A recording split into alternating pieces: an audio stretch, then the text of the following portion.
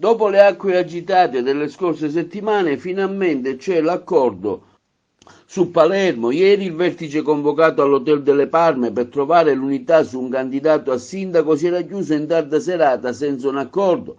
Ma nella mattinata di ieri finalmente è arrivata la fumata bianca nel centrodestra per le amministrative di Palermo. L'accordo è fatto, sarà Roberto Lagalla il candidato a sindaco di Palermo della coalizione. Del resto negli ultimi giorni, quando la trattativa si era arenata sugli scogli dei dubbi, polemiche e veti incrociati, l'onorevole La Russa di Fratelli d'Italia lo aveva detto chiaramente: siamo pronti a discutere solo nel caso in cui la coalizione dimostrasse di mettere al primo posto la sua unità rispetto agli egoismi, lavorando su un quadro complessivo che punti alla vittoria del centrodestra e non all'individualismo di un partito. Così a commentare l'accordo raggiunto è stato lo stesso candidato sindaco di Palermo Lagalla, che a margine dell'inaugurazione del nuovo terminal di porto del capoluogo palermitano, rispondendo alle domande dei giornalisti sull'accordo raggiunto, sui tempi necessari a raggiungere all'intesa, ha dichiarato: i fidanzati quando ritornano insieme dopo un periodo di divisione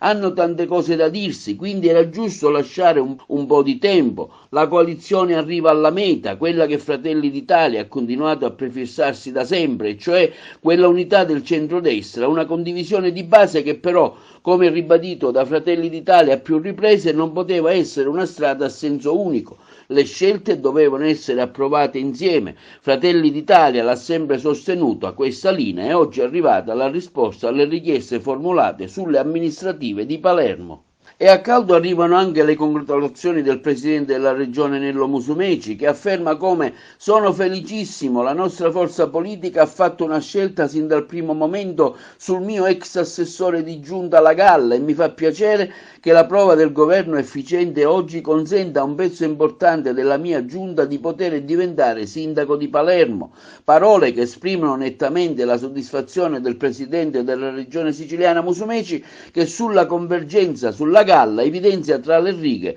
la speranza in una stessa condivisione anche nelle scelte che lo coinvolgono in prima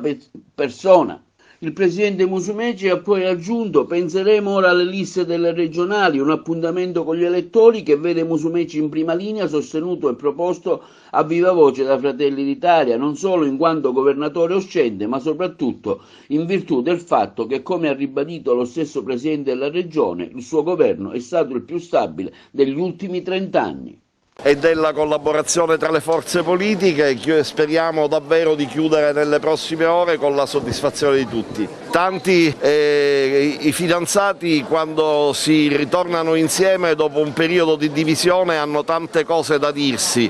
e quindi è giusto lasciare loro un po' di tempo.